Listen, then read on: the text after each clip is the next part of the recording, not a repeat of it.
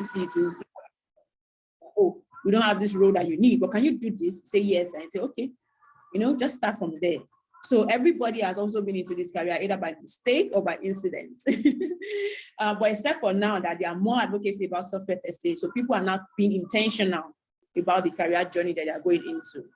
But however, if you are still at the point where you are not sure, or you don't even know about what the whole software testing is all about, the QA is all about, and you didn't get just clarity about it, feel free. I'm available. I'm your plug. I'll give you some insight, and you can make your decision from there. And trust me, there are so many academies out there that are ready to train you well in software testing. But however, again, I'm always saying to people, be very intentional, be very selective when you're trying to get an academy to train you.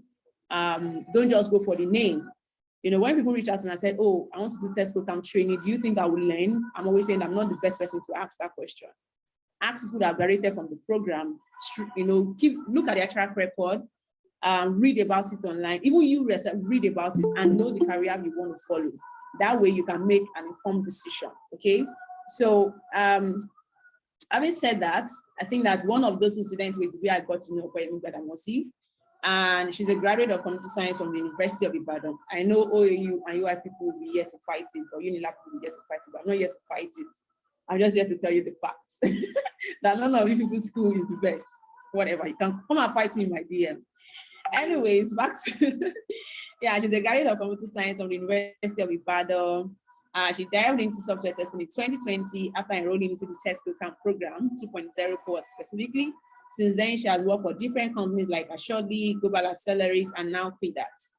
She has also worked as a freelancer on different projects, and all of this has helped her to earn her skill in software testing.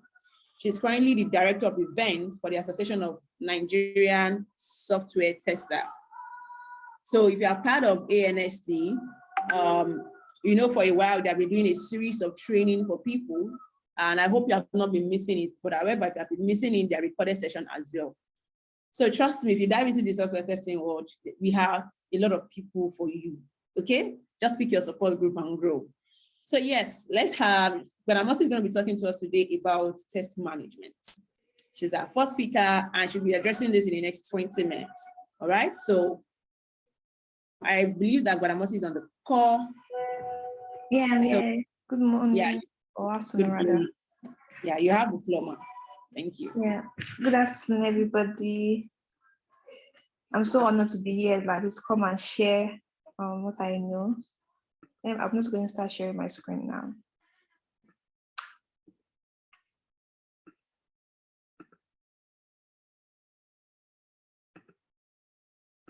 Wait. Please, can everybody see my screen? Is my screen visible? Yes. Okay. Yeah. Hi, everybody. Good afternoon once again. My name is Gbadamosi, and thank you, Ronke, for that intro. I actually remember the day you came. Actually, I can say that enrolling in test code camp actually is one of the best decisions in my life, really, because I met Ronke when I was on 400 level, and I didn't have a career path. Like I didn't know what I was going to do after graduating. I was 400 level second semester, just so you know, I'm close to exam self. So I didn't even know what I was going to do. And I studied computer science, and as broad as computer science is, I didn't have a career path exactly. I didn't know what I was going to do. Then I met Ronke, and she introduced me to test code camp. And so we are here today, and I can say it's like one of the best decisions I made.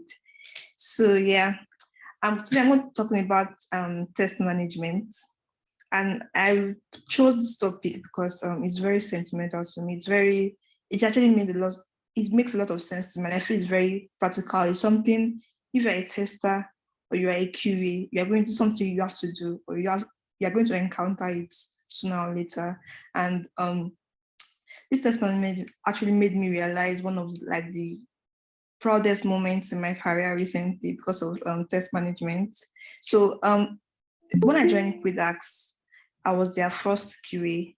And when I joined, I was a newbie in testing. Like maybe I was only testing for like 3 months before I joined Quidax. So as the first QA, I was scared. When I say scared, I had this fear, like, would I be able to deliver? Because I felt like I needed like a mentor to look up to in the organization. But I can say like I've spent 1 year with them, and I can say like I think I've done my best. And recently I saw the work that I put into Kuda. I saw it and actually realizing, because we onboarded, we hired a new QA recently, and of course I'll be the one to onboard him. And while doing onboarding, I just realized that most of the documents he needed to onboard, like I already created all of them. Like, is it the test case?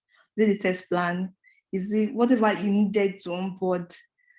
Test for everything. I had everything in a drive, and like everything was stored away for whoever even need to know anything about testing in Quidax. Everything was in that drive. And I just felt really proud that, okay, like I felt like I actually made an impact in that organization.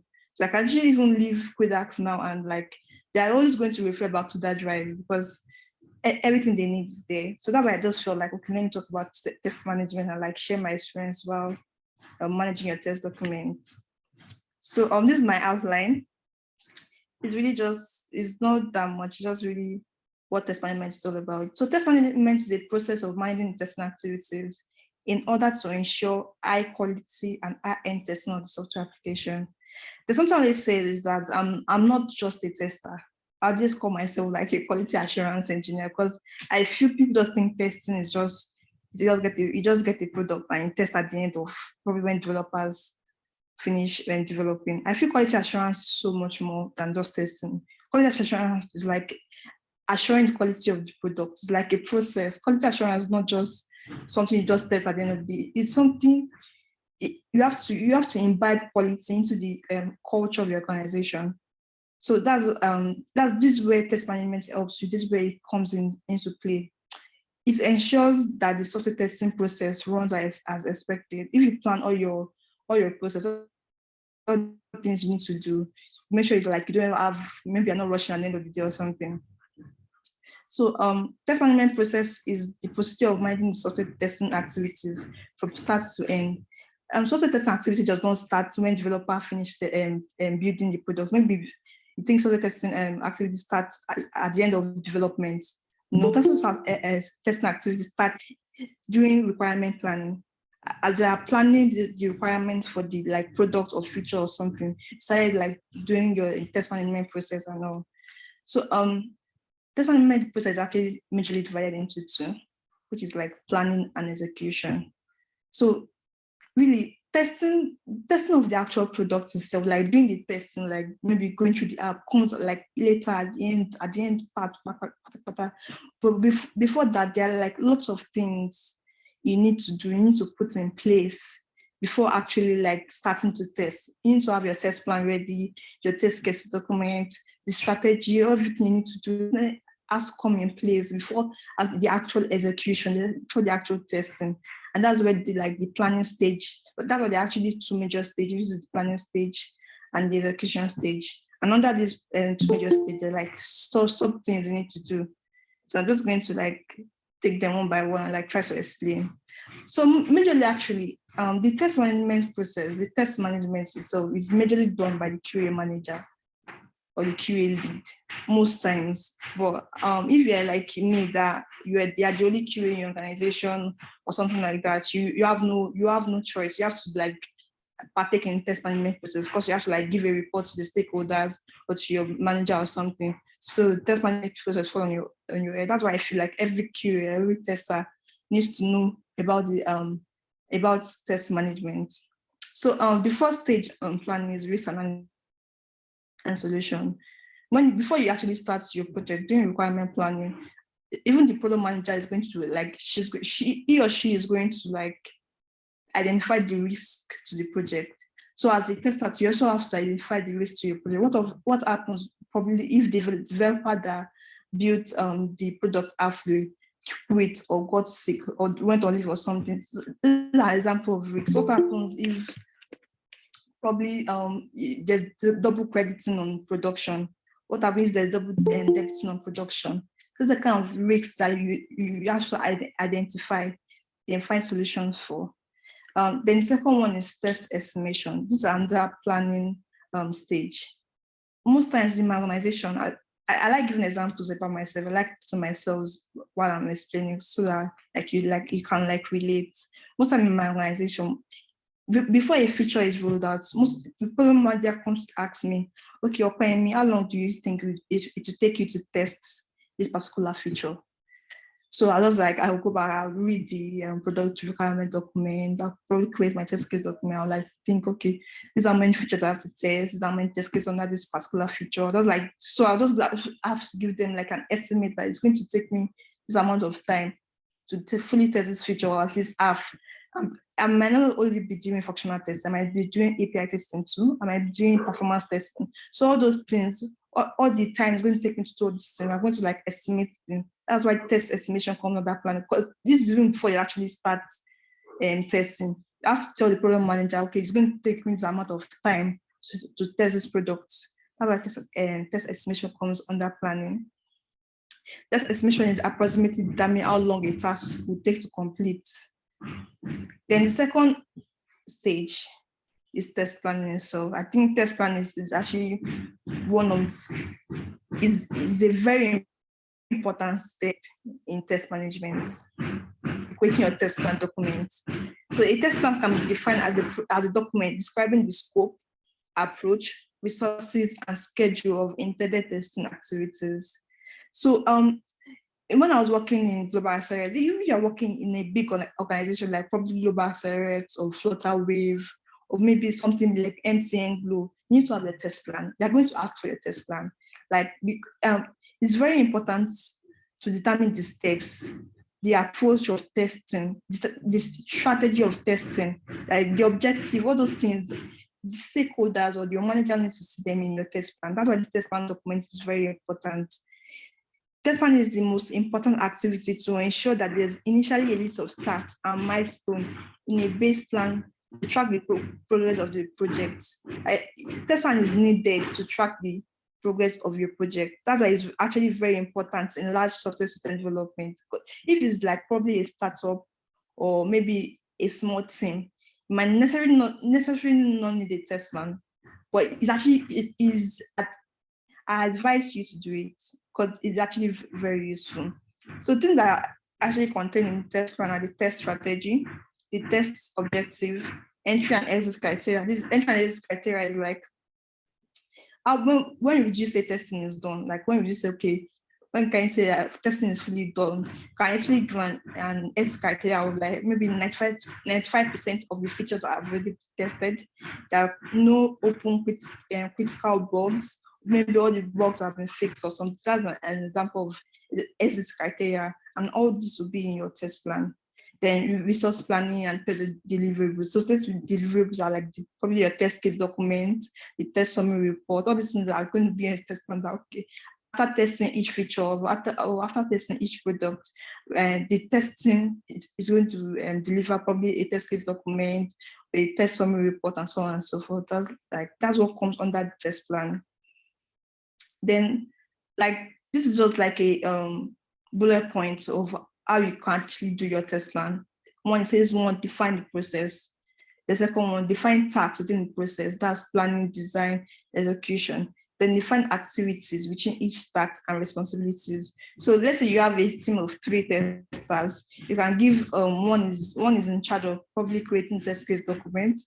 One is in charge of creating a postman collection of APIs or something. So you just delegate each task and each responsibilities to different team members. That's why mostly QA managers like do the test management process. Then second, define content. Fourth, define content and format of all deliverables from each task. So you know, if you delegate someone to do the test case document, you know you're expecting a test case document back with like the test cases, easy pass or fail, comments, all those columns or rows in your test case documents. So if you also give someone a task like API testing, you know you're expecting like a postman collection back or whatever you used to test API in your components. So that's like the deliverables. Then define entry and exit criteria for each task.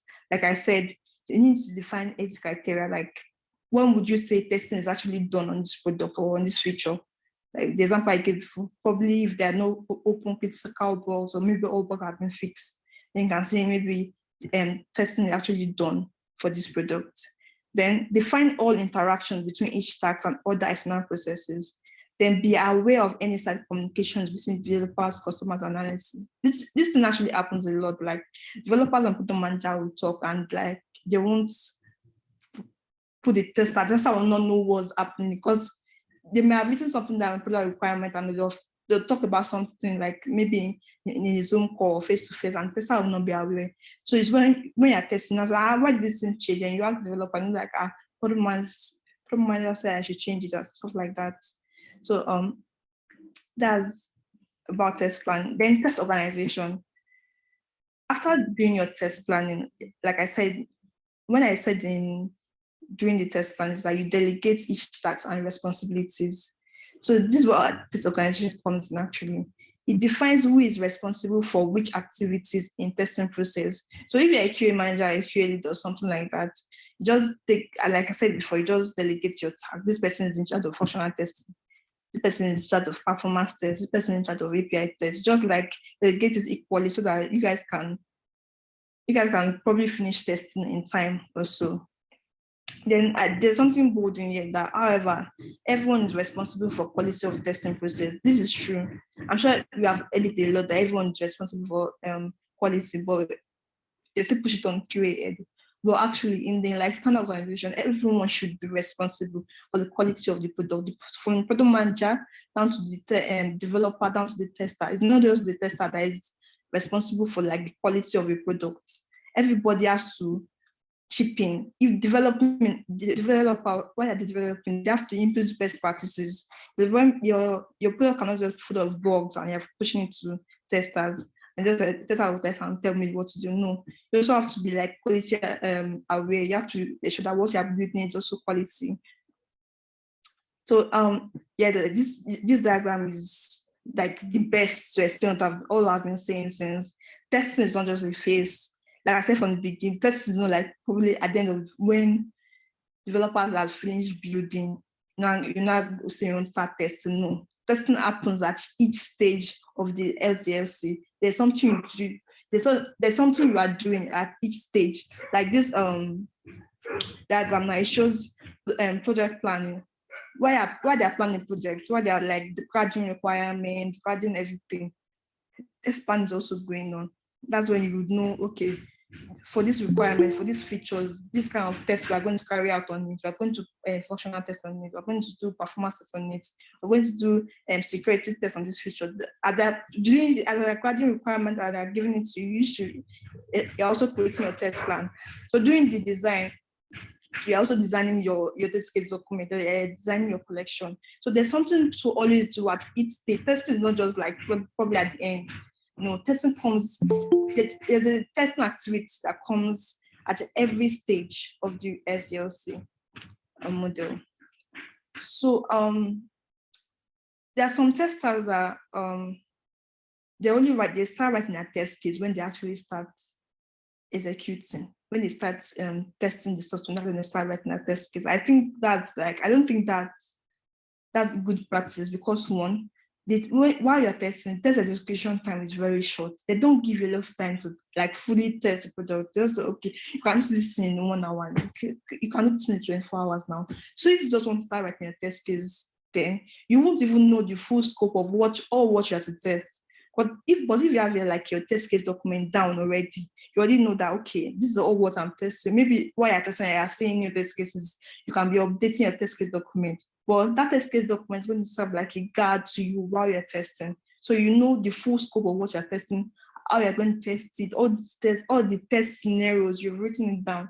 So this slide is just it's just like a guide to how to write your test case document without actually having the products being built. So first one, it says identify test scenarios. So let's say, for example, you have to test a scenario, let's say withdrawals, and the withdrawal says in the PR, the product requirement document, it says user cannot withdraw less than 500, user cannot withdraw higher than 1 million at a time. Then a user can also withdraw like 5 million in a day. That's the max. The max a user can withdraw in a day, 5 million. These are use cases. So that's why the best practice is utilize use cases. So from these 3 use cases I just said, you can like derive like tens of test cases from it. No user cannot withdraw less than 500. You can try using boundary value analysis to like try to withdraw 499 or try to withdraw 499.9 to see, let's see it to go. So you can create your test cases from utilizing use cases. Then also utilize decision tables and decision trees. It's like decision table and decision trees like a manual testing technique where you can write your test cases. You can also read up on it that they actually help a lot in writing test cases. Then utilize equivalence classes too. That's equivalence partitioning. So also help utilize other requirements-based test design techniques.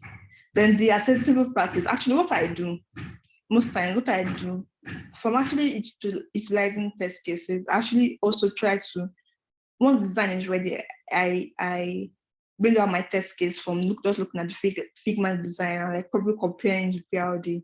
So that's another way you can like try to write your test case, like examine user interface if available. If you have the UI, probably a Figma design or probably any design like the UI UX design give to you, you can write your test cases from there.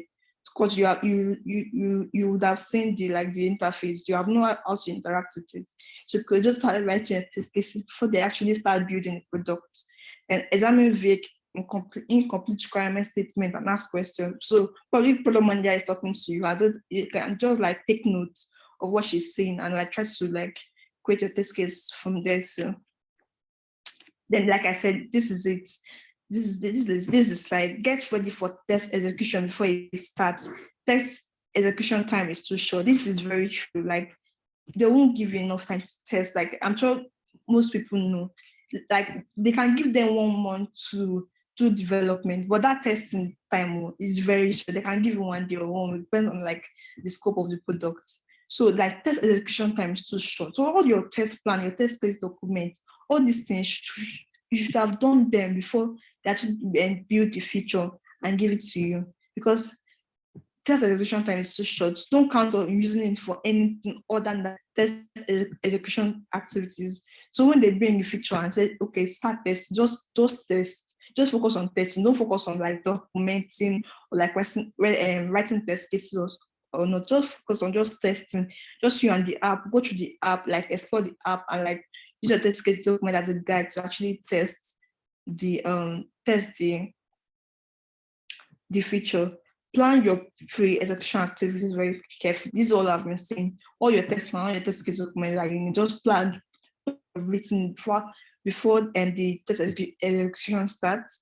Assign responsibilities, stay focused, and get status. Like I said, if you're a QA manager now or QA lead, after you assign responsibilities to each tester, probably the API is out. So you go and meet the API, the tester in charge of the API that, okay, how far have you tested this API? How many percent? Those get status, so you know like the progress reports from each tester and like progress report of each testing activities.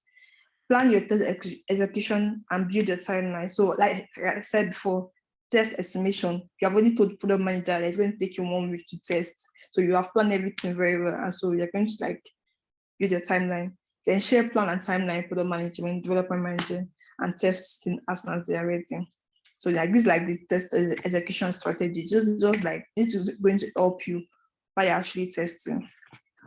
Then this is when you're actually testing execution. This is the second major stage of test management process, which is the execution. This is when you're actually doing your testing and you're writing, finding bugs and you're reporting bugs and stuff. So this is the second stage of test management process. So second, under execution, you have test monitoring and control.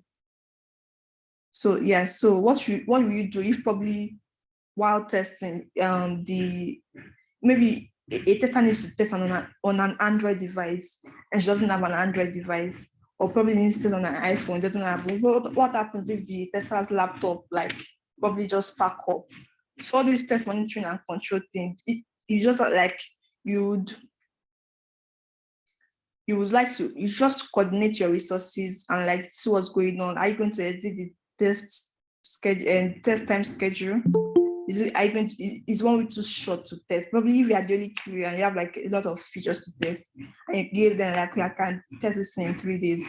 And after 3 days, you're saying, okay, I can't finish this test, So this is where test management and control comes in.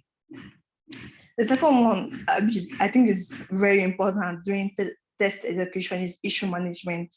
This is like bug reporting. Because you'll find bugs, like that's what you are being paid to do. You are being paid to like find more bugs and like actually quality of the products. So issue management, this is like, what's the best practice of like, how do you report bugs effectively? I'm sure beautiful Melly has like spoken to us about bug reporting on Wednesday. So this was like a summary. I just put it in here because it's important in your test execution stage. You write bug. Sorry, I say you write bug. You find bugs. So it's how you write it, how you communicate with developers. That's what this slide is saying. So a bug report is a specific report that outlines information about what is wrong and needs fixing with the software website. So these are lines that, these are what they call this thing? Features that is needed in your bug reports. Your bug title is important. Like, what kind of bug did you find? This is that I can't withdraw. Then priority, is this low, medium, high, critical? Like critical bugs, probably like the app is crashing, it's not even opening. Maybe if you click a button, the app just crashes and it doesn't open again, or you can't log in, or you can't sign up. So like that's the priority of the bug. You have to like, probably if I can't withdraw now, that's like high priority bug. So after writing my bug title, my priority is probably high. Then platform or environment. What platform did you see this bug on? Is it web or mobile or something else? Maybe desktop or something. Are you using Windows? Are you using iOS, Android, all those things? The platform you found the bug on also needs to come under your bug report. Then description. So I can't withdraw is just, which is bug title, it just might just be vague. You need to give like a detailed description of the actual bug. So when I try to withdraw more than 5,000, I get an error. I need to like give a detailed, like I said, detailed description of what the bug actually is, then steps to reproduce. Let's say you found a bug while you are changing your profile picture or something, then you actually have to give developers the steps you took to get to that page. So you logged in, you clicked on settings, you click on profile picture, then you clicked on gallery from your picture, but it's not showing gallery or something. So steps to reproduce, then expected and actual results. What were you expecting to happen? Like in your test case document, you already said, okay, you should be able to withdraw. Like that's what you're expecting. And the actual results, like you cannot withdraw again. Like if I try to withdraw more than 5,000, it's giving an error or something. That's what you find. All these needs to be in your bug report. Then screenshot, this is important to me. It's the most important. The screenshot of the bug, probably the error message, and a video. So a video of the process, maybe as you're going from one screen to another, you could just take a video. So you should develop how like you encountered the bug. Then test report and evaluation. Like I said, you need to give your test report. In my evaluation, I usually give, after every testing, I usually give a report to my manager. Okay, this is the amount of test cases that passed, the amount of test cases that failed. Then the report, the amount of bugs found, the amount of bugs fixed, the amount of bugs still open, all this kind of thing. You need to give a report to it. And this report is actually going to help you in the future. Maybe I probably test another feature. So let's say you open the bug, you found the bug, then move to test field. How long does it take for developers to fix, they move to retest? Then how long does it take for it to retest to done? All this little criteria, all this little reports is going to help you in the future. So process has been completed. It's not time to look back at what you have done and submit the report to management. So you need to, that's why I said, if I QA manager, like I have like three testers, you need to track their execution. That's why you need to start getting status. That's why there's a note that says track test execution process for effective status reporting. Because if each tester have different box open, has their box been closed, hasn't been moved to done, is it still open? Have they met the exit criteria and all? So all this is going to be in your test report that you actually report back to management. So yeah. So I'm almost at the end of the slide. And like I said before, I don't usually call myself a tester. That's why I said build a team of test professionals or quality engineers, not just a team of testers. A QA job is not just to test at the end of the product. Yeah, someone who needs to assure quality. So yeah, thank you, everybody. Are there any questions or so? Guys, are you clapping? Or is it telling me that I enjoyed this session? I'm not seeing any comments.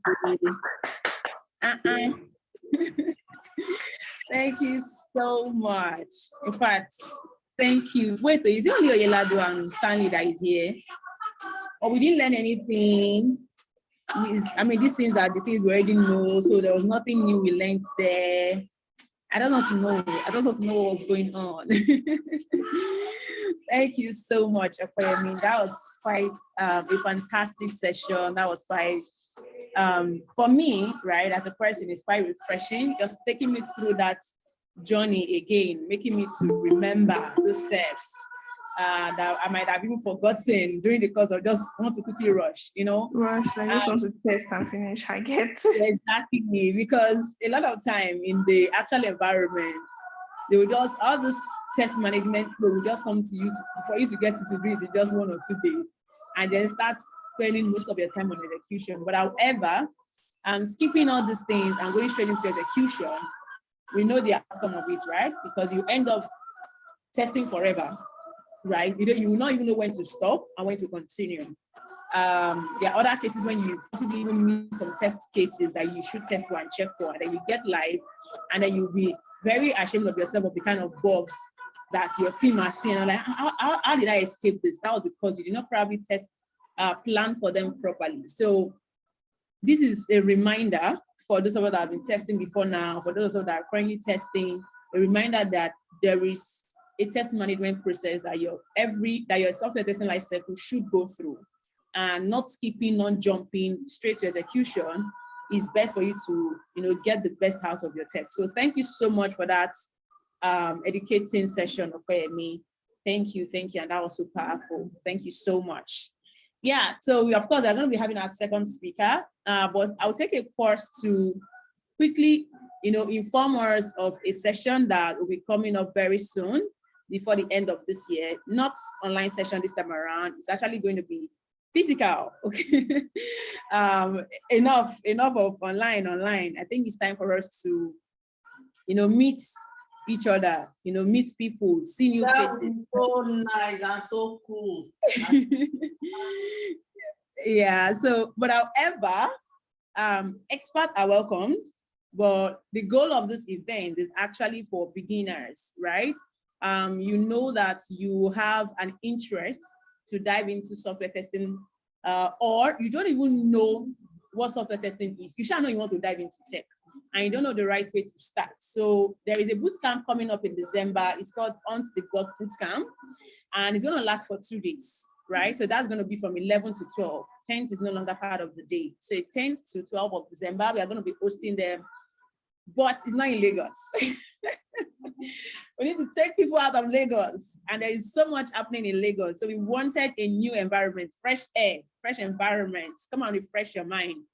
We have a plan to host 200 women and, welcome them into the tech world through software testing. So on day one, they are actually going to be learning about testing, the test cases, test planning, how to log issues, and they're actually going to be working on live projects. Remember, I said it's a 2 days event. So by the second day, they are going to be presenting their reports to different companies that are going to be interested. One of the sponsors for this program is Carbon. And of course, Testify is the host of the event. But however, you'll be required to pay a commitment fee of 5,000 naira, which means that with your 5,000 naira, you get to be part of the bootcamp for 2 days. We are going to feed you, You're going to be at the venue, which is accommodation is there. You're going to be learning. You're going to be meeting a lot of people. So much is jam-packed. So there are so many benefits that will also be there. Of course, you're going to be taught and you're going to gain an employable IT skill. There's going to be a certification of completion that will be issued to all participants. There are going to be branded souvenirs. You don't want to miss out the swags, the shirts, the flags, and so much more. And of course, the best participants, who knows, our sponsors are looking for us to give them interns. And of course, Testify is going to be picking, participants for 3 months internship as well. So there's so much jam-packed. The application will be out fully this evening. I just thought to, bring this to your notice in case you have one lady somewhere, and you know that you want the person to dive into tech, right? You don't know where they want to start from. Test token might be quite a massive step for them to start their career. You don't want it to have that taste. And I know that this is going to be interesting, successful, and very beneficiary to them. CS Launchpad we do something like this with CS Launchpad, where we train people into different IT skills. Our software test is part of what we cover for 1 month. And it's surprising to see that in just a 1 month training, we have people that are getting internship opportunities with just that 1 month training. So I'm very, very sure that with this journey, with this 2 days event, they're definitely going to get their foot started in the tech world as a software tester. So all is required for them is to register and have a functional laptop. And of course, it's physical. It's going to be happening here in Ibadan. And Samonda have a venue for it already. So please tell them, we'll be sending them all the details and things they need to do ahead of the program once they register. However, registration will start officially this evening. We are not live yet with the registration. So this is the website already. I don't know if I've dropped the link in the chat section for you or to check out the page. Of course, we'll just make everything ready by this evening. So by this evening, they can register. We have 6 days to go for the event to happen. Your companies can also sponsor you. And of course, if you're going to be sponsoring some number of people, there is a discount for your company also. So again, just, get them interested. Just share the news while we try to make sure that the application goes live this evening. So that will be all. And of course, I know it's a female event. We are not shutting it out for male to attend, but however, if we are going to be, having 150 female, probably 50 males will be welcome. So we are not much on, male applicants. We just want to empower more women into the tech world. All right. So basically, that's the news I have for you. Our expert allowed, of course, if you know it's something you want to be part of, much more information will be shared about our facilitators and speakers. So you can always show interest that you want to be part of the facilitators, you want to train people that are interested to help us. Feel free to apply for it. Just send us a mail just send me a mail directly, right? testifyltd.com, and I'll be able to reach out to you for the next step. So basically, that's the news. And I know we are so hungry to meet again, expert, no, not beginner, not training this time around, like expert, just have that conference feeling once again. And I'm sure something is coming up for you latest by January next year. Not this year again, we need enough time to plan for such. I already have an event in November, and we're looking forward to plan another one in December. So look forward to January, where you're going to be having a massive conference again, hosting a lot of speakers, meeting with people, meeting with testers. So we promise it to be fantastic. Just stay tuned. Follow Testify on LinkedIn and your social media platform, and I'm sure you got it covered. All right, so it's time for me to bring up the second speaker. And I'm always saying, again, this is another speaker I'm so glad about to have also been a contact for her to start up a career in software testing. And she has been a software tester for over 2 years. She's currently an undergraduate student at the University of Ibadan. And aside from being a tester, she's also the community lead for the GDD's, that's Google Developers Group Student Club, University of Ibadan. And today she'll be walking us through writing manual test cases automatically using Test Case Studio. So meaning that, of course, you write your test case, it's a manual test case, but you can actually write them automatically, not trying to write it 1 line per 1 line on an Excel sheet. So there are tools that can help you, and she'll be walking us through one of those tools, which is a Test Case Studio. All right, so I'm welcoming Victoria Yodeji online so she can take over from me. Thank you. Victoria, are you here? Yes, thank you so much for the introduction. It's so great to be here. Thank you for the opportunity to. This is also actually my, let me see, second time speaking. So, yeah. Can everyone see my screen? Oh, can everyone see my screen? Yes, I see your screen. Okay. So today I'll be introducing everyone to a technology, right? Software testing technology. But I think some people might actually know about it. But I'll be doing like a quick deep dive, right? While I'm at it. So let me just yeah. Yeah, so like Miss Ibironke said, my name is Victoria Ayodeji. I'm a quality assurance engineer, right? And I currently work at Grid, a IoT company that produce cold chain devices are used for monitoring temperature sensitive equipment. Yeah. So today I'll be thinking how to write manual test cases automatically. So of course, I mean we all write manual test cases, right?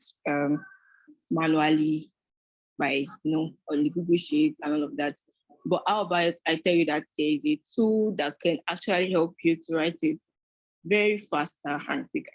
So of course, it's not going to scrap the old manual writing of these cases, but this is just going to help in making it faster, right? So the name of the tool is Test Case Studio. It's a free browser plugin to type to record user actions, perform on the web application, and then it will help you to write it out in English sentences. So think of I think most people are familiar with Selenium. So why using Selenium? We will see that Selenium is the record and play device. That's okay. You record what to do and all of that. But Test Case Studio actually have an edge. Although it's not a record and play tool, but you can actually record your steps, and then it would bring it out in form of English sentences, right? It will write it out in form of English sentences for you, so you don't have to read into scripts like you see on Selenium. Yeah, so the features that Test Case Studio has as follows. It's like I said, to combat all the actions that you perform on the website that you are testing to English, and it will provide all the steps for you to record the test data, it will generate the expert, the CSS selector, and it has feature to add new steps, just like in Selenium. You can delete unwanted steps, you can copy steps, you can pause and resume recording, all of that. So I just want to run through this and then we can get to the demo. Sorry, Victoria. All right, so Victoria, before you go ahead, I don't know if you want to put your screen on slideshow so that we can see it in full.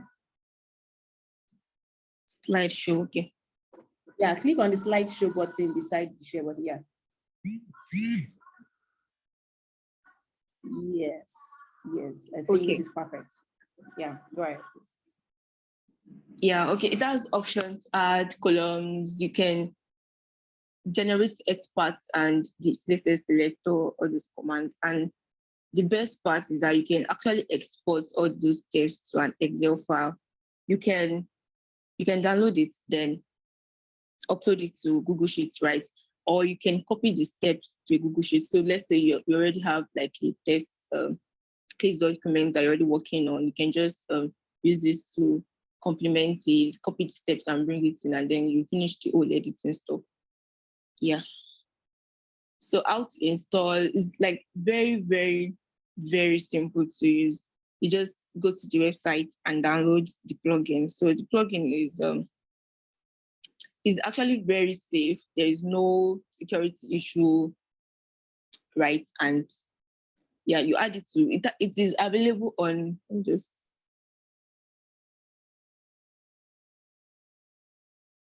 Okay, so this is the website. It is available on Chrome, Firefox, Edge, Opera, Chromium, Safari, Brave, Tor.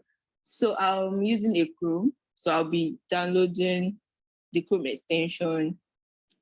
Yeah, and okay, I already downloaded mine, so I'll just show you the so you add it to the Chrome, and then that's always as simple as that, and does not require that you have coding skills. So yeah. So I'll be doing like a demo straight away. Okay, so this is the dashboard. If you have added the extension, you would see this like very simple interface. So yeah, you can click on start recording and let's start.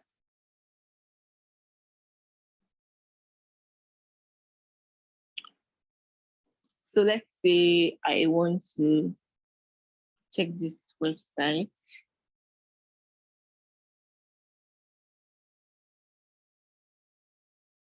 So the beautiful thing about the plugin is that it's going to record all the steps and write it out in English, like I said. So let's just go through this.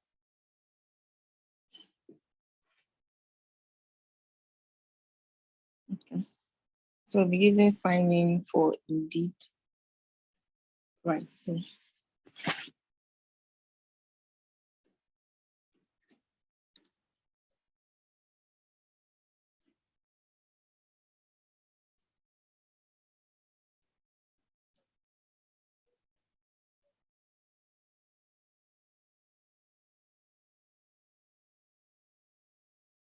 oh, okay. So I don't have an account. I'm just using this as a test. So let's check back here and see the steps that I've recorded. So here it is. You see the steps. I opened the website, click on real estate, enter email address, enter password, and all of that. So let's name this create account.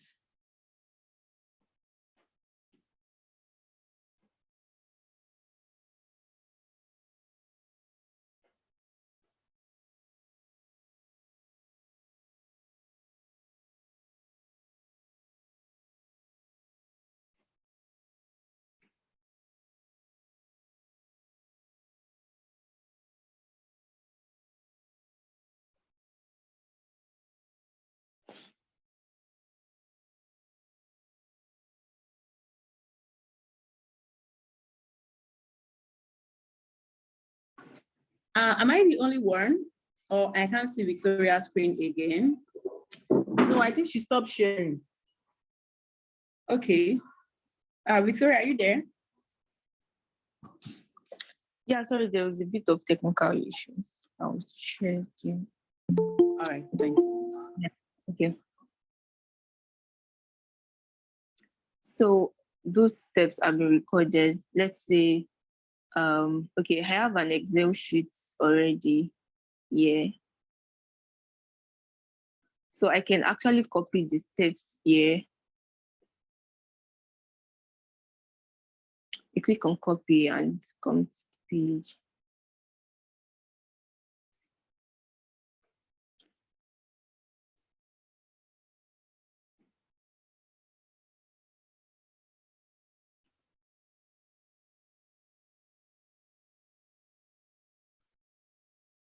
Okay. Yeah. So, and you can also copy the test data, all of this. So if you want to just go through it in like a fast manner, like you need all of these things, the test data, expected results, expert and CSS selector, you can just download the test case to download as a spreadsheet, and then you can upload it. You can open it in Excel.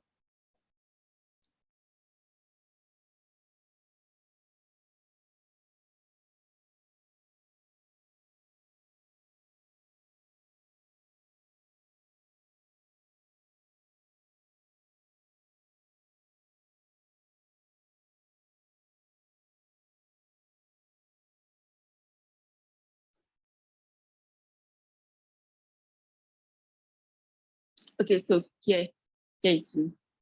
So basically, that's all the test case studio does. You have everything here. So instead of just typing out the steps, right? You have it here.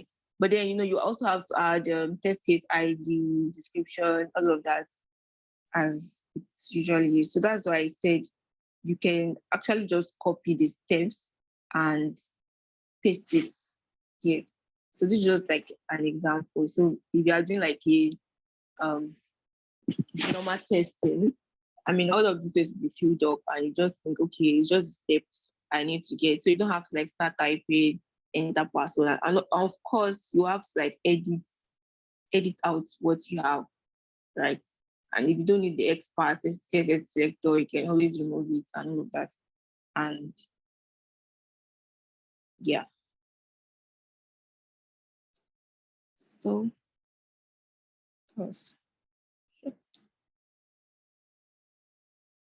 okay, does anyone have any questions? Wow, thank you so much for that short, precise session. I believe that, I mean, to most people that don't know what Test Studio does, you have already seen it practically what it does right now. One of the things it helps you to do is to ease your stress writing your test case document. It takes the stress of writing the test steps for you and manages it. All you have to do is to make sure that you have installed your Test Studio tool and then make it active when you're going through your process of testing, and you are going to see all the test process, the test steps recorded for you. So thank you so much for that wonderful session, Victoria. I don't know, I think I'm the only one enjoying this session, so it's fine. Every other person can just watch. Yes, so is Test Case Studio free? Yes, it is free. All right, and I could see in the previous slide that you had your slide presentation link there. The slide is there, the studio is there. So don't worry, I'm the only one that enjoyed this session, so I'm going to watch it myself. I'm going to comment about it myself. I'm going to share it with other people that I know that they will enjoy this session with me. Okay, so ignore every other person on the call that doesn't like this session. So thank you so much for that wonderful session, Victoria. I know a lot of people have questions, like they have questions, because this seems like a new tool. I know it was released this year. Sometimes I'll just go straight to ask you those questions and you can just answer them for like 5 minutes. Then we get our third speaker to speak. That's last speaker for today. So first person asked that, is the Test Case Studio free? Yes, it's just like a plugin you have on your Chrome browser. So it is available, or you can use it on Chrome, and I believe you can also use it on Firefox. I don't know, but let me just be sure of that. Let me confirm. Yes, it can. Yeah, yes, you have extensions. Exactly. So you can have it installed on Firefox and Chrome, but I know it's not available on Safari yet, and it's not available on Opera Mini. But I believe that by the time they are doing their upgrade, you will be able to use it on other platforms as well. All right. So, and that was the first question. The second question was that can Test Studio also be used for Selenium app test for Android app testing? Do you want to answer that? No, it can only be used for browser-based application. Right. All right. So I think that's the answer, right? It can only be for browser. However, I've not tried this this tweak. Possibly you know how you can use browser start to run your mobile. I don't know if when you launch your Test Studio, it can record the mobile tests on it. I don't know. I've not tried it. I'm just thinking. And also, if you are using that's your mobile view on your browser, like it's your browser, but that's mobile view where you make your screen in a mobile view. I don't know if it will also do that as well. But I know that for a fact, it doesn't work on you plugging your mobile device to your laptop to run your mobile automation. It will not do that. But I don't know. I've not tried all those other options, but yeah, I know typically it's meant for browser for now. So thank you so much. So now I can see thank you chats. Thank you so much for that enlightening session, Victoria.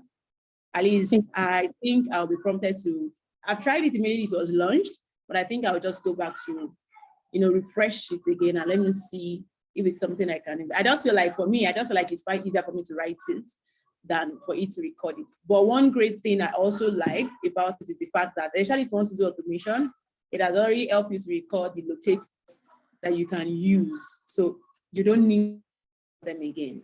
So that's also a great one from Test Studio. So thank you for bringing it to our knowledge again about this. And for those that are just knowing it for the first time, I believe you do more research and get yourself to understand this more. All right, so I know that some people joined in during your second presentation, and I will just use this session to, be open to ask questions now. We have like 5 minutes break just 5 minutes break. So you can ask your questions around testing, around training or testing. So this is just like our break time. Also use this period to also share with your community, your groups, your status that we are live. And I'm going to be going to the third and most important session. Every other session is important, right? But this session is important because of all the skills that we have heard today and to all the skills that you know already. If you are not perceived rightly by an hiring manager, it means that there is no job. It means that there's no way you can use the skill that you know. So we are going to get into that place where you can be perceived rightly via your CV. And so while we prepare for that session, we still have like 12 minutes to go. Ask your questions and use this period to, inform other people around you to join in. This is a session that is not just for testers. This is a session that is meant for everybody, be it developers, be it PM, be it, anyone that shall know that they want to get a job. So the theme of this event is you rightly positioning yourself in the tech world of 2021. And I know we are going into 2022. So you have been looking for a job throughout the year 2021, you're not be getting a job. Maybe you have the right skill, maybe you're just not being perceived rightly. So it's not just about the skill, it's about being seen well, right? During the course of the week, we have learned about how to seek meaningful attention. People are good at their skill, but they don't even seek for attention at all. We are not saying seeking for attention in the wrong way. We are saying being intentional about seeking attention to even help you get what you want. So any questions, any comments, anything you'd like us to talk about? You might even have a request of what you want us to talk about next, or what event do you want us to do next? Yes, and I know someone like Oyelade will say that, yes, I know she, because of the comment she gave earlier. So let me know, what are the comments, what are the things, or what are the more interesting things you think we can do in the testing world to make your career journey more interesting, more exciting. So I'm open for your feedback and comments while we wait for a 5 minutes break.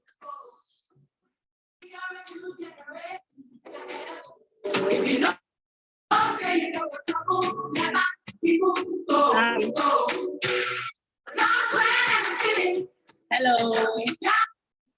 So since you are giving out a blank check, for me, like Opayemi now, I guess she had a good footing because these days, with companies cutting low on cost and some companies are really reducing their testing strength, and some companies even stopped taking in testers. Yeah.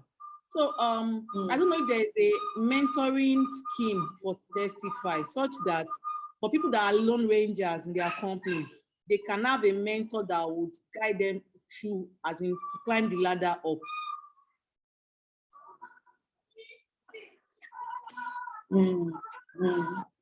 I see. So like, okay, so I think that this is a good someone that can just help them climb up the ladder up.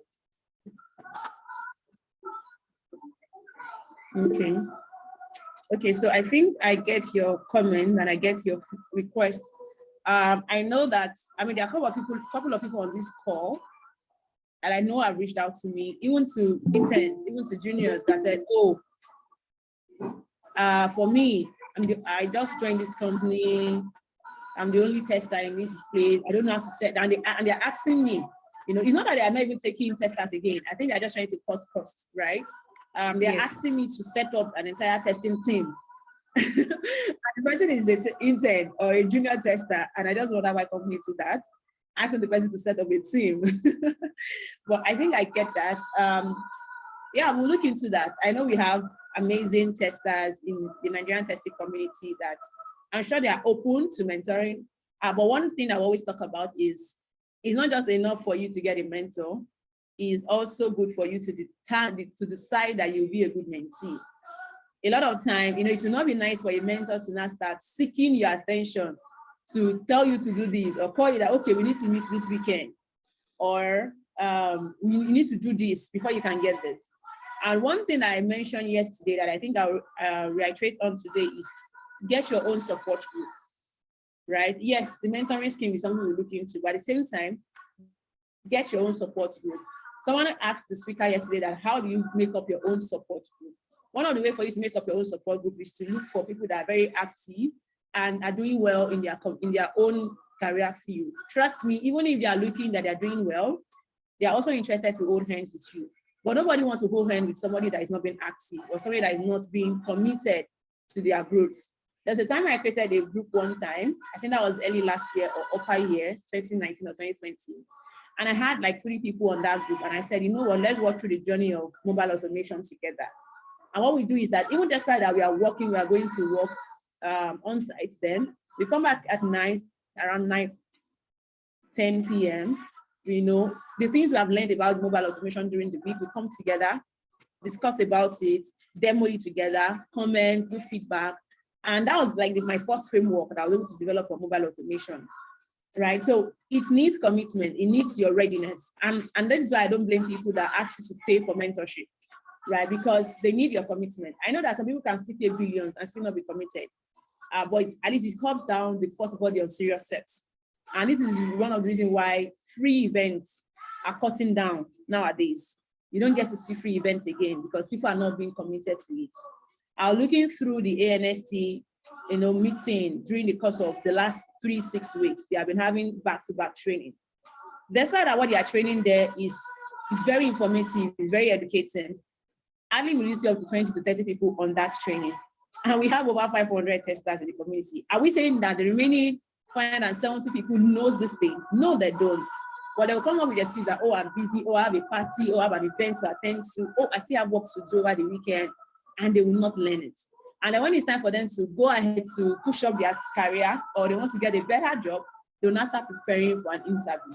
Whereas you prepare for an interview during the course of your working every day at work, not when it's time for you to go for an interview. Because they're going to ask you questions based on what you know, not based on what you have read. So coming down to the mentorship part, yes, it's something we'll look into. I hope you'll be you'll be interested to pay if the mentors, says that they want you to make a commitment fee. I hope you'll be interested to pay. Of course, it won't be an account breaking kind of amount when it's time. I'm not saying we are doing that now, but it's probably when it's time. And if it's going to be free, I'd also hope you will also be determined to push it to the end. It will not be a lifetime mentorship session. It might possibly be like a 3-month or 6 months or even 1 month, and there's going to be a mark for what you are going to be achieving. But again, position yourself rightly now to become a good mentee. Only a good mentee can start a good mentor. So if I want to be your mentor, I'll probably look through your profile. Let me see what you have done, right? Let me see how you have even been thriving in your skill or your career. If I'm not seeing you, striving already, I might not be able to render and help. But if I see that you're already doing something, you're already writing about what you know, you're already speaking about what you know, you're already being active, then it's very easy for me to pick interest in you. So yeah, I hope I answered your question. Yeah, thank you very much. Yeah. You're welcome. All right, so we have like 4 minutes left, and I think I will just talk again for those that's just joining. Like I mentioned, we are going to be having, so when I say we, Testify, we are going to be having an event coming up in December. Like I said, it's female focused. Our goal is to make sure that we empower more women into the tech world. And this is not an event where you just come and speak. We just come and speak at different events. We teach you all we need to teach you, and then we say bye-bye, right? We are more of a practical person because you can read theory online. There's so many theories for you to read online if you want to read theory. So they're going to be having a TASE event from 11th to 12th of December.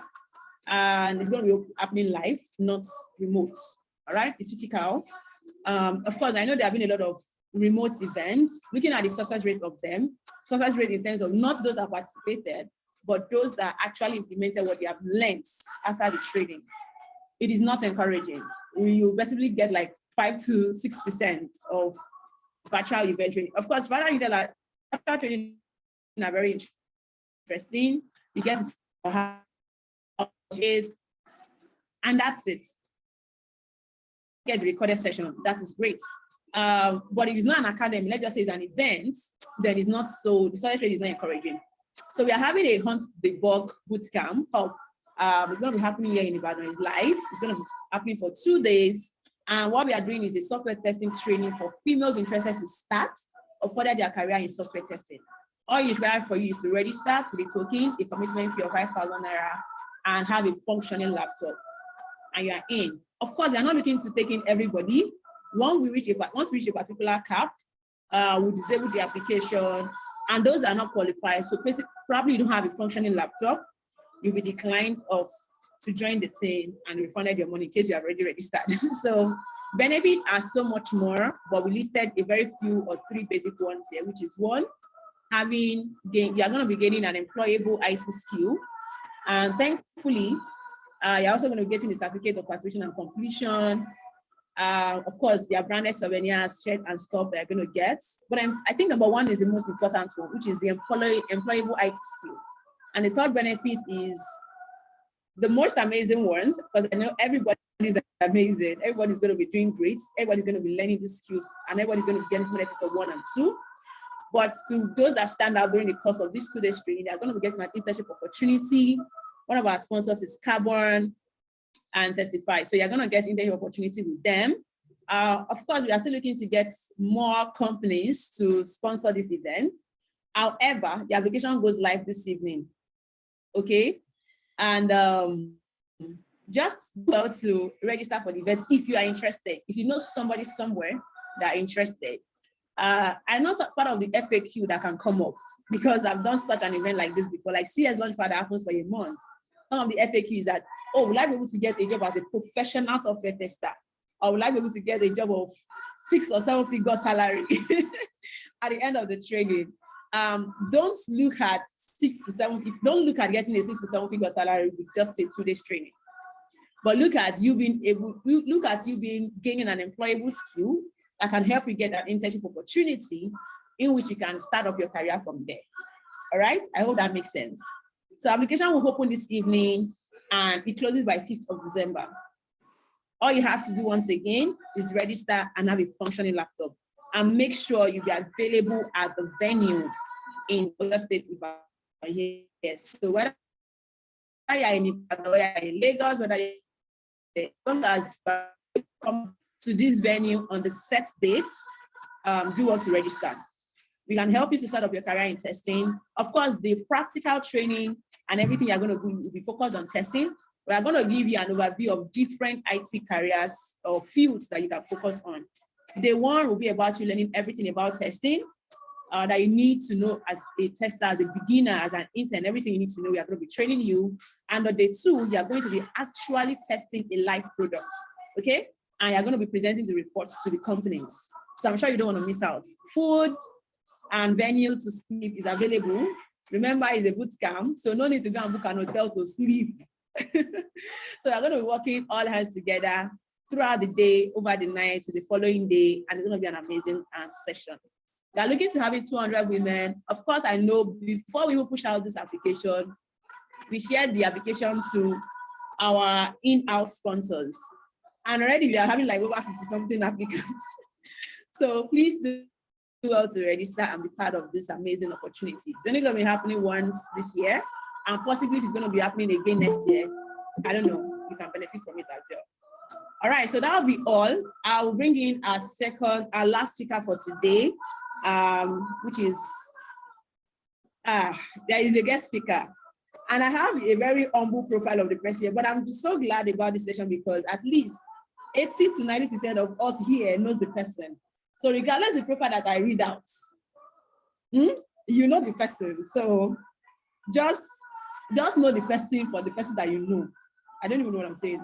Just use the profile of the person that you know in your mind, aside from what I'm reading, any which way.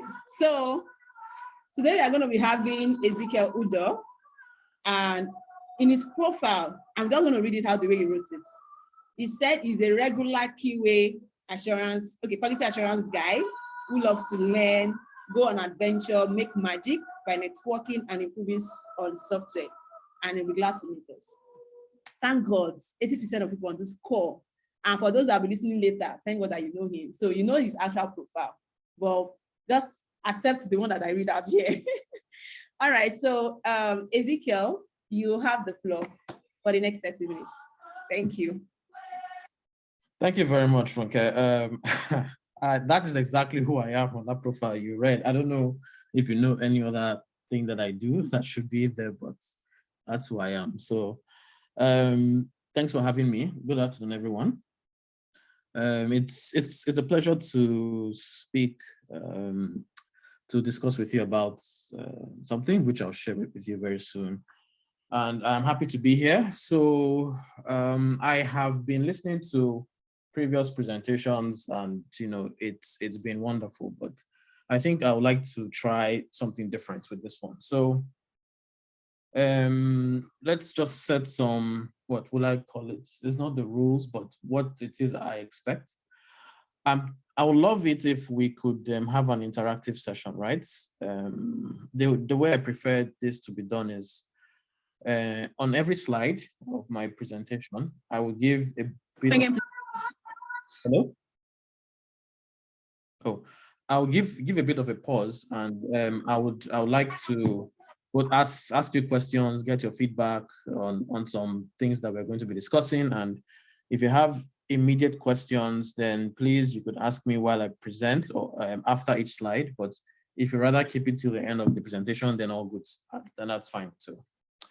So let me share my screen. Let's begin.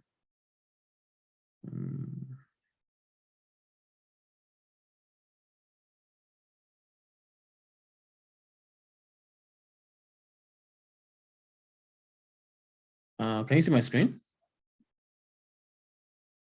Yes. Yeah. Great. Okay.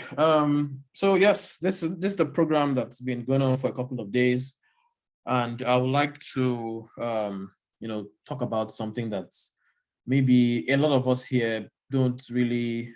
This may not apply to us since some of us are already working and all that, but still, let's talk about your CVs. So this is me, still humble. I work as a senior QA engineer at HelloFresh. A startup, really. That's how they like to identify themselves, and just trying the best we can to make sure that every software or application that they have, that it goes to live of high quality as usual. That's the job, and that will never stop. So the title of my presentation is, what does your CV say about you? So we've all applied to companies, we've all tried to put our best foot forward. And sometimes we get the chance to have an interview. Sometimes we get those rejection mails that we know all too well. So let us just have a look at what your CV is saying, and maybe how best to structure your CV if you have a vacancy you still want to apply to. Now, I have 4 major discussion points. There are sub-points in there as well, but let's start with your CV format, how it announces you, what it has to say about you at first glance. Then we take a look at your skills and the sections on your CV, and then what happens after you submit your CV. So let's begin. Now, this picture is actually quite nice. It's just imagine that whenever you submit your CV for an opportunity, for a job, people put it up on the screen and they all look at it and start having discussions, right? To say, okay, so I think this, I think that, I see this, I see that. So what is the best way to have your CV format?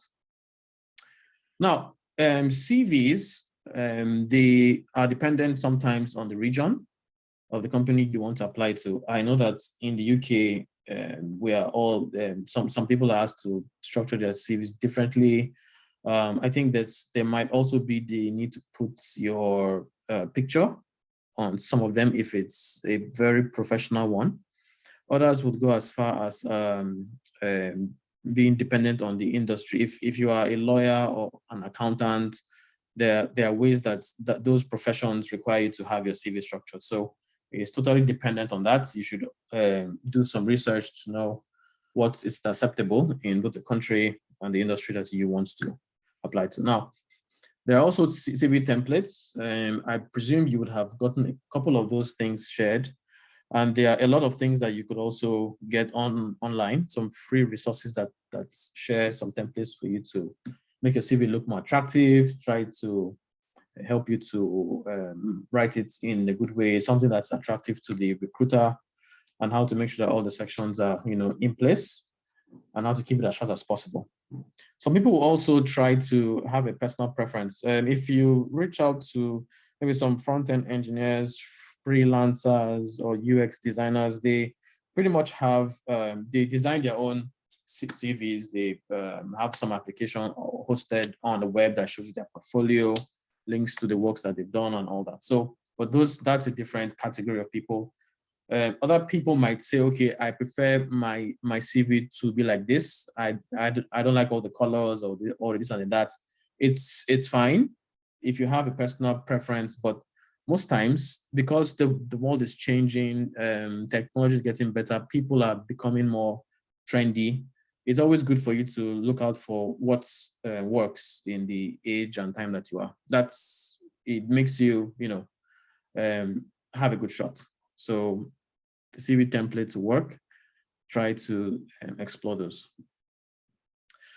Now, we have a lot of online CV builders. There are lots and lots of them. Those guys, they'll just go there and they'll say, okay, cool. You choose a template, a way that you want your CV to look, and then you start to fill in your data, your skill sets, your experience, your academic qualifications, soft skills, and all that. And they'll help you to make the shortest possible CV that's very attractive. These guys are recommended. Try to explore them, see which ones you love, and if it's going to give you the output that you need. Now, this is an example of a regular CV. It's plain, it's simple, it's cool. But then this is one of the things that the CV builders can actually give you. Now, I don't know, what is your opinion? Is the one on the right, the one for Harper Jacobs, is it an overkill in terms of design, or if you were presented with both now, which would you choose, the left or the right? Which calls out to you? Left? Definitely the one on the right. Is there anyone that thinks that Alex's CV stands out in any way?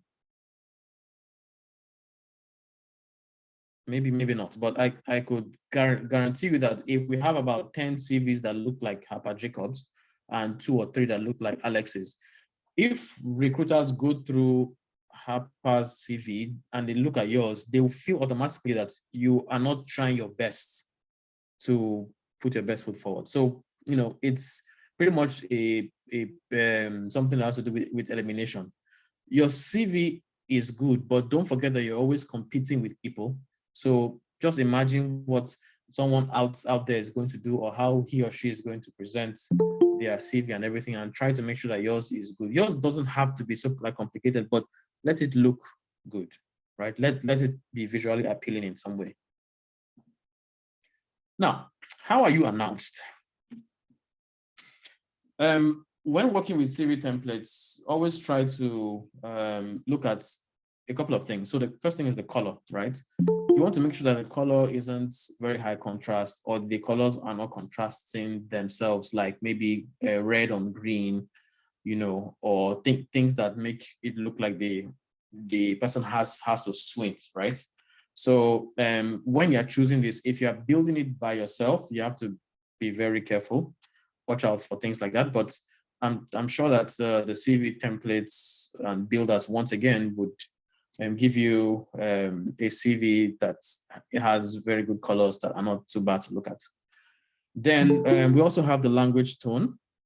This is quite important because you want to act like you are in that room when they are reviewing your CV and act like you are talking to them, right? So you need to sound confident. You need to sound professional. You need to pretty much explain what it is that you are doing without sounding too proud, right? There are some things that you should look out for. When you say there are lots of, I did this and I did that and I did this and I did that, but some people say it's not very professional to always say I did this, I did that. I mean, like, what did you do?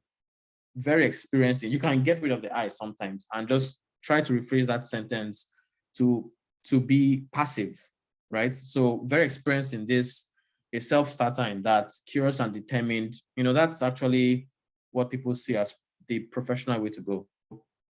I think it sounds good. Try to avoid things that make you feel like you are passive in the role. So you were a part of a team that did that, or you are currently studying, which of course people feel like that's always a lie, right? Or you watched while this happened, or you were a witness to that, or you were being taught that. What have you done? So training to always be there in companies, and you always be part of a team because no one expects you to do the work all by yourself. But what did you do when you were there, right? What do you guys think? Is that relevant? Do you believe that that having lots of eyes is not the best way to go? Or do you feel like saying that you're a part of the team should pretty much show that you are experienced in that thing as well? Any thoughts on this? Okay, I'll move on. Something that kills some CVs, typos and font styling, right? So it's very easy to make mistakes while typing things out. So you need to make sure that you can at least have your CV word checked, and even checked for things like sentence structure, phrasing, and the rest of them. Or else your CV will end up having some issues, and that is not what you want. Now, these things are things that recruiters generally use to make opinions about you. I know that I have seen a couple of CVs myself, and once I see a typo or things not aligned, maybe the wordings, the bullet points, the font is different in some places, I automatically feel like this candidate did not put in enough efforts to do a good job. And therefore, if he or she can be careless about their CVs, I mean, how would they take care of the work, that it is that we want them to actually do? So be very careful.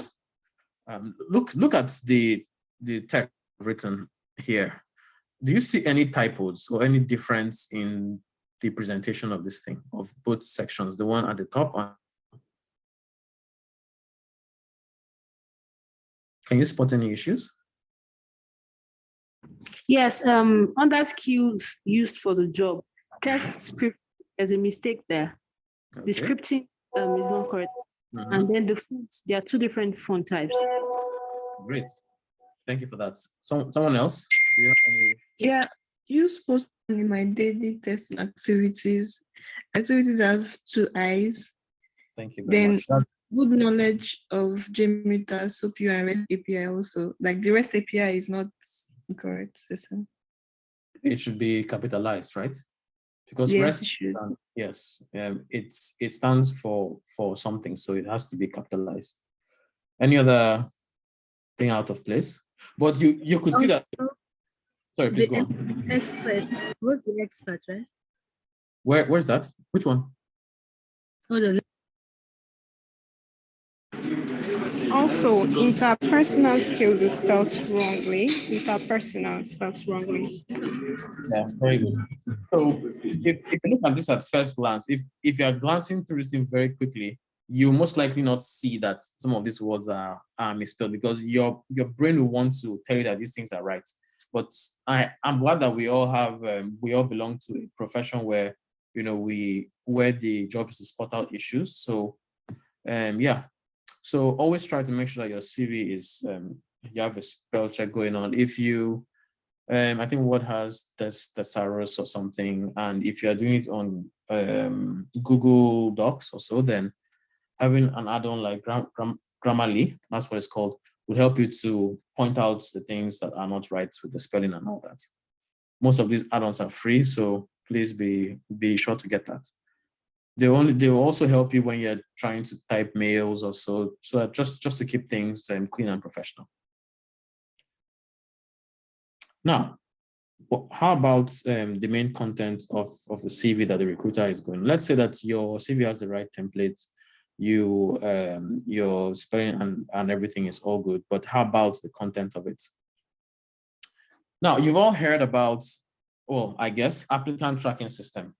There are lots of, there are some opportunities that have been published online, on LinkedIn and some other company sites, where lots of candidates apply to, sometimes in the thousands from all over the world. Believe me, there isn't a large team of HR staff that go through that thing first, so that you can't appeal to them, to their humanity at first glance. So these things are usually passed through a system that scans your CV and tries to identify if you have the keywords or the most important skill sets that the job requires. So the person that's publishing the job description would say, I need someone that has knowledge of SOAP UI or Postman or something, or API testing or what have you. And this person would usually go to this ATS and configure something to say, okay, that as long as these words are here, let me see that, or rank the CV with respect to these words and give me like a ranking from number 1 to 10, like the best 10 or something like that, right? So your CV gets put like into the pool with lots of other people's like CVs, and this thing scans it and says, okay, that this job is asking for REST API like knowledge, but in your CV, do you have that, right? It might not be fair, because you may know about API testing, but you may not be lucky enough to write that REST or SOAP or XML or something, and your CV gets bounced, But bear in mind that people out there don't really have that time to go through thousands of CVs. They want to see the best, and they want to speak with people that, have the skills. So as much as it's possible, make sure you read the job description properly. And if you know that you have those skills, by all means, highlight them in your CV, okay? Yes, so one other thing, it's customary to have a CV and keep on applying to multiple jobs, hoping that something will work out or something will break through. But all jobs are different, in as much as they may ask for something that's similar, but they are really different, right? So try to have a different CV for each job application that you make. It's always good for you to craft or to rebrand, or to modify your CV to say, okay, this person is asking for 2 years of experience in this, but I have like 1.5. But how do I make sure that I talk about this across 3 or so roles, right? I need to speak to let this person know that even if I have like 1.5 years, but I have the knowledge like about this thing. So you play more on one strength than the other, depending on the job role that you see. It's always a good idea to put your skill sets in a section called skill sets or something like that. ATS quite works with sections. So it tries to look at the sections that are in your CV and tries to get out all the things that you've written and see if there are things that the recruiter has asked for. Not just speaking about technicalities, but your soft skill matters as well. Your collaboration, anything that shows that you've worked in a team, or your presentation skills, which is very important. The fact that you can troubleshoot, you're a problem solver, optimization expert, all those things that you feel like is what they need from the way that they've asked for, the way that they've written the job description to say this is someone that we want to hire. So speak about those soft skills as well as technical skills. Can I go on? Okay. Yes, please. So the main purpose of this tracking system is not just to well, it is to rank, but most times some people say that it's just to bounce you, right? So those things are expected. Just a reminder, look out for what you feel like the job is looking for. Make sure to write those things in your curriculum vitae. So assuming you've gone successfully through the ATS system and every other thing is tight, how do you sell yourself? Thanks to the CV builders that we have, they pretty much already know how to structure your CV in sections, which is very good. When you're writing about your job description or your job experience, always remember not to write it as though you're writing a job description. So if the JD says we need someone that has at least 2 years experience in API testing, 2 years in mobile testing, and all that, you don't go and say that you don't have a job experience that says just maybe experience in mobile testing or experienced in API testing. You are pretty much, that's not enough. So after it passes through the ATS, then you now meet someone that says, okay, now let me really look at how good this person is, right? So you want to say that I'm experienced in mobile app like testing. I review each functionality, each screen, and check for typos or error messages or validation and all that. So when someone is reading that, the person knows that this person knows what he or she is doing, because you have pretty much in a line or two explained how you go about that. So it shows that it's not just like theory, you know it. In every job role, you, of course, just like I've mentioned the example of the mobile app testing, you have to pretty much say the same thing for all the things that you do, and the fact that you create test plans, test strategies, you work with the team, you collaborate with the team to ensure that you help them test, so on and so on. So just like one or two lines of things you've done or achievements, or you revamped their manual testing process and brought in automation, achievements. That's it. Not just things that sound like job descriptions. And also, not everyone has as much experience as some of these jobs request for. So in as much as someone is asking for 5 years of experience, if you have 2, you can just write your 2 and don't try to bloat it, to say that you have worked for some shadow company for 3 or 4 years and you've done so and so on. But we all know that people do those things, right? And it seems like those are the guys that are making it through. But I have something to say, right? Fake it till you make it can only go far. These chances that people take are purely based on luck. But if you meet someone that is very experienced and you think that you can pretty much read like online to know about that thing before the interview day, someone that's very experienced that puts you on the spot might be able to understand that you may not really know that.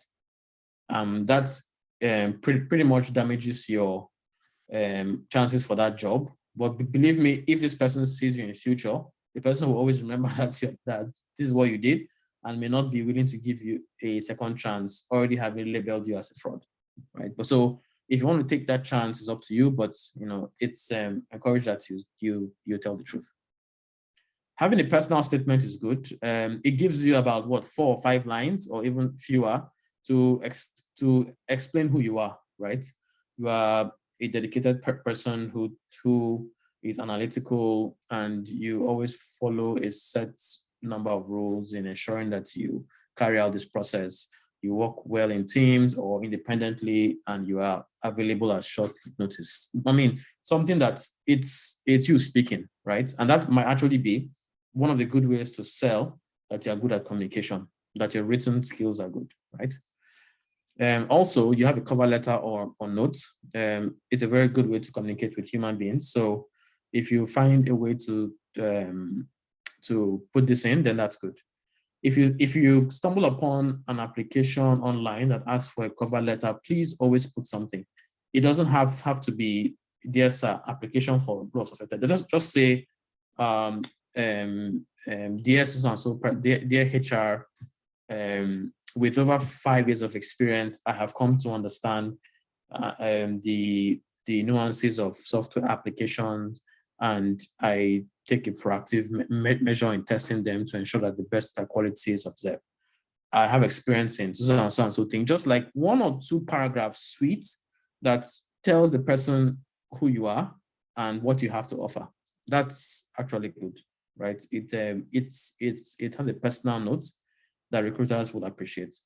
If you are asked to send your CV to an email address, always put something small, just like 2 or 3 paragraphs to give some weight to the application as well. And at the end, you can say, please find attached my CV for more information. I look forward to hearing from you soon, and that's it. So that's always a good thing to have. Something to note, people like you and me don't really spend so much time on CV. So having a CV that's 4 or 5 pages, I can bet you some people will not get through the second page. Some will just look at the front page, see if what you have is interesting, and it will keep them going, and they might get to the second page and the third. But you have just one chance.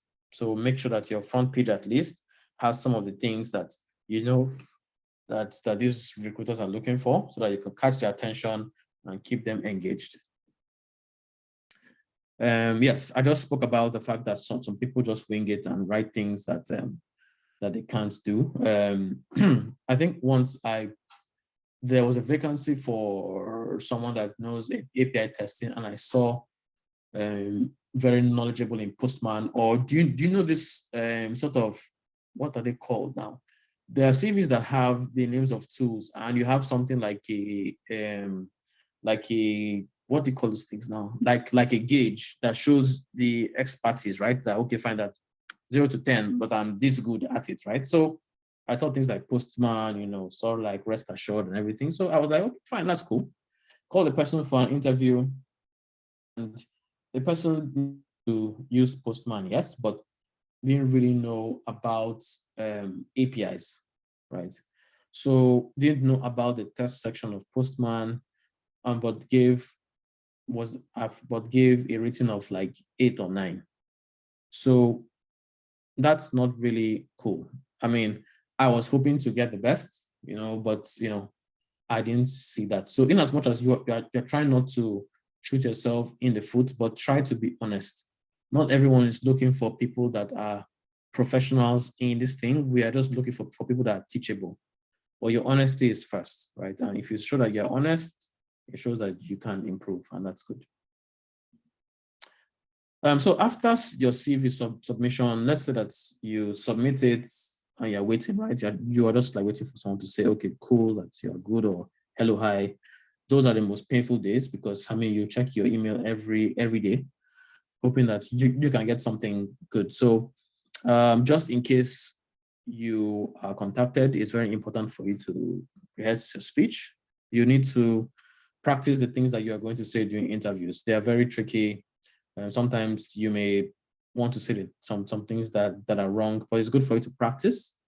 Ask yourself some questions, write it down on a sheet and rehearse. Okay, so tell us about your strengths. You have to make sure that you prepare for that kind of scenario and some other things that you feel will come. Look through your CV again and be ready to defend each point in terms of how you use this in the company that you work for. Also, the scenario-based questions are cool as well. So tell us of a time where you had a disagreement with someone and you worked to resolve it. That kind of thing. You have to use the famous STAR formats, the situation, task, action, and results to explain that as briefly as you can. Always take things easy. Interviews can be very harrowing, especially if you're put in front of a panel of 5 or 6 people, everyone trying to cut you down, and everything. So, but don't rush the answers. Just take things cool. Every time someone should ask you something, just maybe take a second and then you answer. Answer quietly. Don't rush your answers. Sometimes when you're being tackled, you may be tempted to say, no, I meant this, but just relax. Even if that they say, but you meant this, now say, actually what I was referring to was this instead of that, because I know that this means this and that means that. So it's a more calming way of answering and shows that you are professional. And when challenged or asked, so do you know what this means? And you really don't, you have an option to explain what it is that you know, right? Or you can say, okay, if I've never heard of this thing before, I don't know it. So I've not been privileged to work with this tool. My previous job experiences didn't give me the opportunity to go into automated testing, but I'm willing to learn that. Perfect, right? Be truthful. And then also pray, because there are lots of people out there that are wicked and they just want to prove that you know like nothing. So just hope that everything goes according to plan, and we get a successful response at the end of the day. Also, very important, you need to be ready to receive bad news. When bad news comes, it's not the end of the day. Yes, you feel bad, you cry because that job seemed like it was perfect for you and you really need something, but don't let that stop you. Pack it up and keep moving, keep applying, keep reviewing your CV. You give your friends or your colleagues to review, ask them to conduct some mock interviews for you just in case, you need to improve on that. Yeah, so for all those who want to package their CVs and apply for jobs, I hope these few tips would assist in some way, and I wish you all the best. So, wow. Okay, Olubusola, you decided to start sounding like siren. Wow. Wow, thank you so much.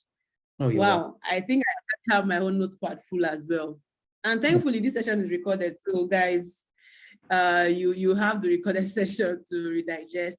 This is quite very educating. I'm actually looking through my CV while listening to this, and I saw a lot of correction that I need to make. Really? So guys, yes, okay, I almost said we can't thank you enough. And that is true. That is quite enlightening. And thank you so much. Thank you so much. So guys, those CV need to drop into the trash.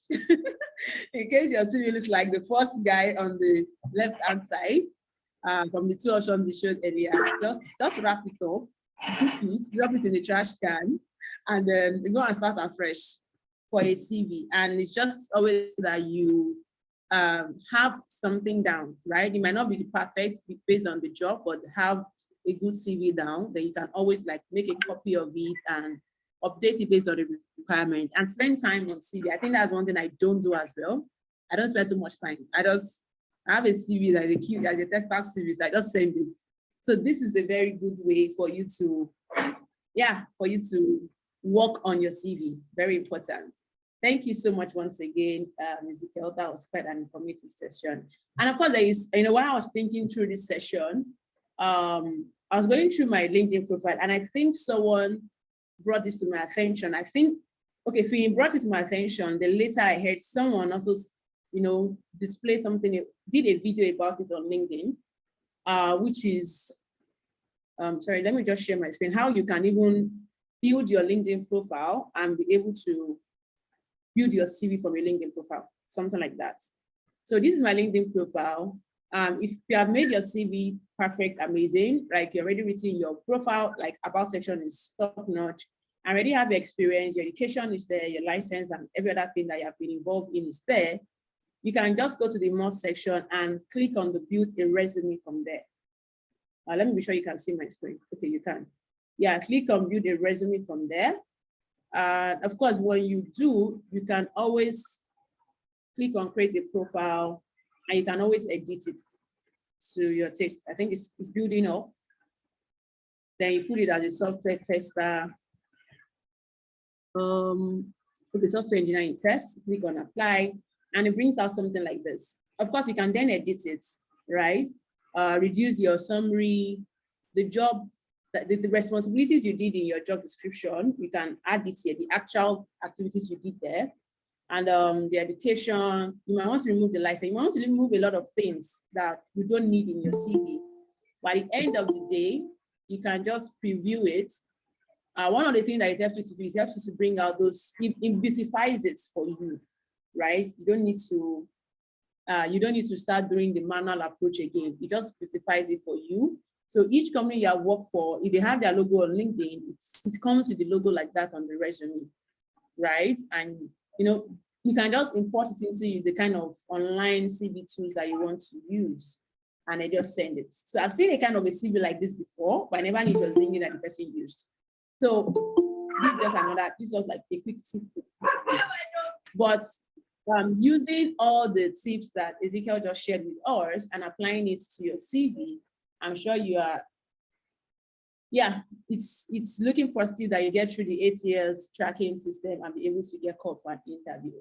But aside from all of this, having a good CV is key, and being prepared for your interview with a great skill is much more important. If there's anyone like that. All right, so that'll be all for today's session. Any question? Please, let's start dropping in. We learn every day, learning never ends. Thanks. Usala, I see you. All right, so any question, any comments? And just for the very last time, I think we are done already. Just for the very last, those of you that were not here, I shared an announcement about the program that is coming up in December for those that want to start a career or they are looking into upskilling. Let me just say, they don't want to further their career in testing. So you're just a beginner, you just want to further your learning, or you even want to dive into tech, right? And you just want to learn one or two things that can help you to start up a career in testing. So we are having a Hunt the Bug boot camp. It's going to be a 2 days boot camp for women that are interested to start or further their career in software testing. And like I said, we are not shutting down male for applying, but we are looking forward to hosting more women to empower them into the tech world. All you need to do is to apply with a commitment fee of 5,000 naira and have a functional laptop. And once you do that, you get a mail from us to sign some agreement document, because you are actually going to be testing a cloud product. So we want to be sure of privacy. So once you submit that, we expect to give you a confirmation, direction, and map to the venue. It's going to be happening here in Ibadan, not Lagos this time around, and it's not virtual. It's physical. We're ready to be there. Day one, you're going to be learning a lot about testing, from the whole software testing lifecycle procedure, and practicalize it on actual live projects. And on day two, you're going to be presenting the project or the product you are going to be testing to the company's representative, in which you have different benefits participating in the program. Of course, there is food for where you need to sleep, meeting with people, networking. Those are like default things, swags and co. But aside from that, you get to be taught by expert and employable IT skill. 2, you have certificates of completion, which will be issued to all participants, including branded souvenirs and co. And the third thing is that if you stand out, you'll be selected for internship at our sponsors organization. So part of our sponsors is Carbon. And of course, if you have a companies that are interested to be part of this, we are open to having them. And if you're already an expert interested to be part of the facilitators for this program, my DM is also open, or you can just send a mail to iburonke@testifyltd.com, and I'll be able to continue the conversation from there. However, registration will start this evening. We are going to share the publicity this evening. So do well to inform someone that you know that will be interested in this to start applying from this evening. Application ends on the 5th of December, while the program itself will last it's going to be on 11th to 12th of December. So we are going to be lodging you there. We are going to be testing and working all day and all night to become skilled as a software tester. So basically, that's all the announcement I have for you. I also asked questions earlier from people what kind of event they would be interested for us to do. And someone mentioned about the mentorship scheme for people that are just like the only testers in the organization, which I think we will look into. But in the meantime, you can also do well to position yourself rightly so that mentors can be interested to mentor you. So I think basically that's all for today. Thank you so much, everyone, for joining. Every session from Monday to today is being recorded and is on YouTube. We'll definitely share you the playlist link so you can always recap on all the sessions. So in the absence of further question, I think that'll be all for today. Thank you so much to everyone that has joined from Monday to today. Thank you, really appreciate. To those of you that are just joining today, we got you covered. We'll send you the link so you can, catch up on this session. Thank you to all our speakers from the 1, 2, 3, 4, 5, and 6. It's been an amazing and educated session. powerful knowledge unboxing. I had so much notes to write during the course of this week. Thank you once again. We can't thank you enough. Thank you so much, everyone, for also joining. I'm interested to learning. So that'll be it. Thank you, everyone, and have a great day. Bye. Bye, everyone.